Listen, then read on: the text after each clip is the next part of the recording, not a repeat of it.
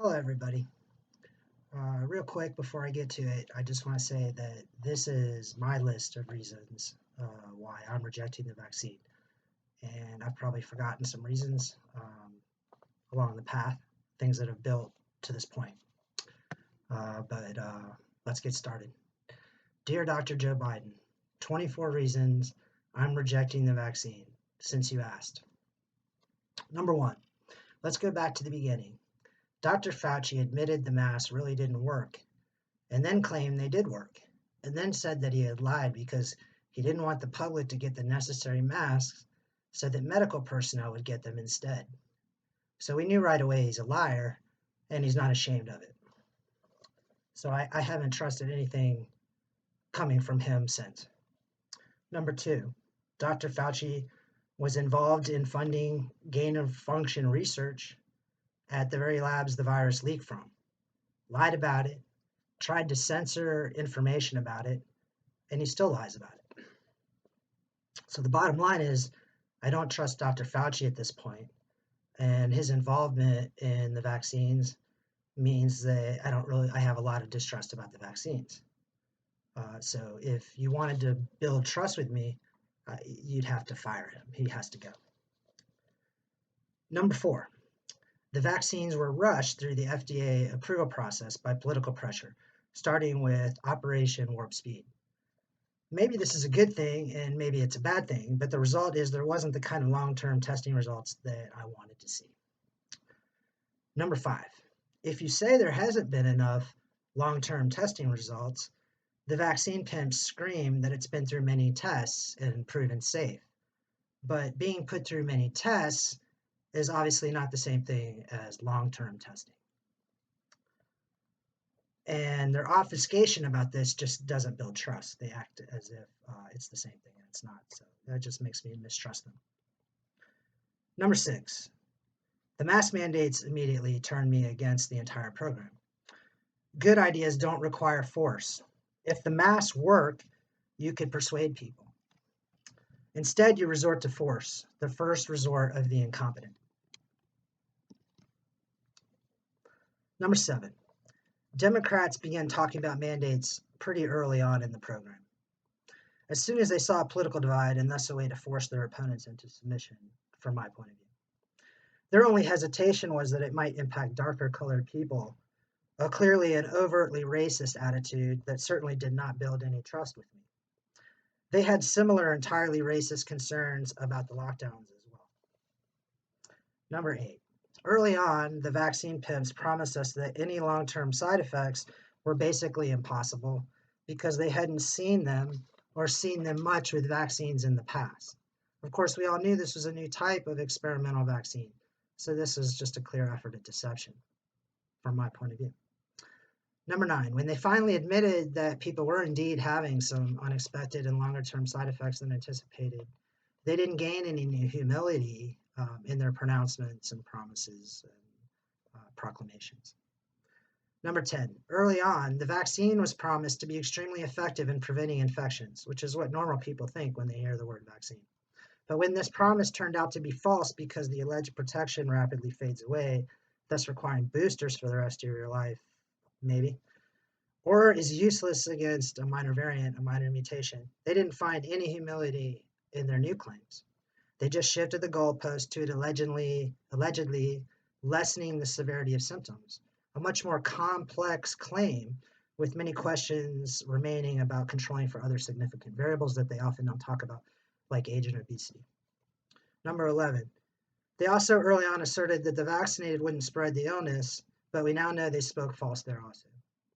But this again did not stimulate any new humility in their pronouncements. Number 12, these same fanatics pushed societal lockdowns despite its devastating economic and societal effects ranging from higher prices for food, which increased starvation in the third world, to lost education for children, to increased suicide rates and domestic violence and drug addiction, overdose deaths, the bankruptcy of mostly small businesses to the profit of larger corporations. In other words, they pushed coercion without any regard to the consequences. This again does not build trust with me. I repeat that good ideas do not require coercion and pointing to other violations in the current system are irrelevant. I condemn all those also. So past vaccine mandates, for instance. Yeah, those are bad too. Just because they happened before doesn't make it right. The vaccine pimps, number 13, have completely ignored the high efficacy and durability of natural immunity obtained from prior infection in their advocacy of authoritarianism. This demonstrates bias and irrationality, which does not build my trust. 14. Their constant cries to unify behind their anti-freedom tyrannical dictations and that obeying them isn't a political issue just demonstrates they are politicians. Of course, government issuing mandates directly or through pressure on private business is political. Anyone who pretends otherwise is a liar. I say we unify behind freedom, and anyone opposed is a politician seeking power. 15. Their scapegoating of the unvaccinated, even after the vaccine has been shown to be of limited and temporary effectiveness for preventing transmission, and that natural immunity is broader and more durable, demonstrates that none of this is about science or even about the vaccine, and certainly not about some tremendous concern for the health of the unvaccinated, who they claim are the people who are suffering from their own decisions and who they despise. It's all about their power. 16. It makes no sense, of course, to demonize the unvaccinated, saying they are allowing it to mutate when the vaccinated are getting the illness and spreading it also. The virus is obviously mutating in them also by the same logic. 17, this is a decision for me and my doctor. It's none of the government's concern. And Joe Biden, you aren't my doctor, so your prescription is invalid. 18, the constant errors of the vaccine politicians has not resulted in any humility. Indeed, each new pronouncement is expected to be hailed as the word of God. They then claim a complete lack of responsibility for their models failing, their predictions being wrong, their promises being lies, by saying it's not their fault because the data changed. Of course, the old witch doctor and the astrology buff can make the same claims. If their promises and predictions are worthless, then they are worthless. Perhaps, after all, they are just bad scientists. Considering that many other scientists have made less errors and are less implicated with the Wuhan lab and the funding of bioweapons research.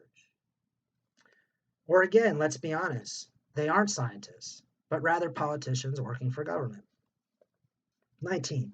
At the very least, the previous errors of the vaccine pimps speak against more mandates. They simply have no credibility. They are the boy who cried wolf, on steroids, and super excited to be on TV all the time. 20. The use of coercion in violation of informed consent, in violation of self-ownership, in violation of all individual rights is abhorrent. The vaccine could be perfect. It could cure cancer. It could increase my lifespan by 100 years. And I would still refuse it if a single other American is being forcibly injected with it. I stand with them regardless of the science, and for informed consent, which is sacred. For if the rights of an individual are being violated anywhere in America, then my rights are being violated also. Fundamentally, I object to the government forcibly medicating anyone, and the fact they already want to do it regularly just reemphasizes the already obvious. The answer must be no. This dystopian novel theme has limits, and the limits are now. 22, the same administration that claims the Afghanistan evacuation was a triumph of their wonderful contingency planning, while abandoning Americans behind enemy lines, doesn't speak to their credibility or their concern for my life. If they are so reckless with Americans there, they don't care about me here. 23, we have seen the vaccine pimps violate their own mandates regarding masks, the size of social gatherings, social distancing. We have seen them wear masks for pictures and take them off right afterwards, get secret haircuts, and even make themselves exempt from the very vaccine mandates they just enacted. None of this builds trust with me. 24, I consider forcible medication to be an act of war. So I would have to be murdered before I could be forcibly vaccinated. And thank you very much for listening, Dr. Biden. Hands off my body, my choice.